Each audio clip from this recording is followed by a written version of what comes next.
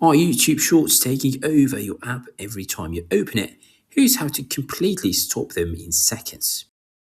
Let me show you how to bring back the normal YouTube experience. First, open the YouTube app. Now tap on your profile icon in the bottom right corner. From here, tap on the settings icon in the top right. Inside settings, look for time management and tap on it. Now scroll all the way down to the bottom. You'll see something called Shorts Feed Limit. Turn it on.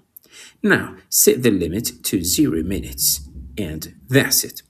Now when you open YouTube, you won't get flooded with shorts anymore. Instead, you'll see regular videos like before.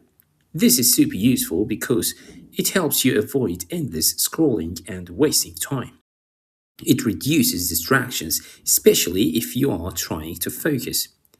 Also, it's great for kids, so they don't get hooked on short form content. And it brings back a cleaner, more useful YouTube experience. If you found this helpful, don't forget to like the video. It really helps the channel grow. Subscribe for more quick tech tips and share this with someone who needs it.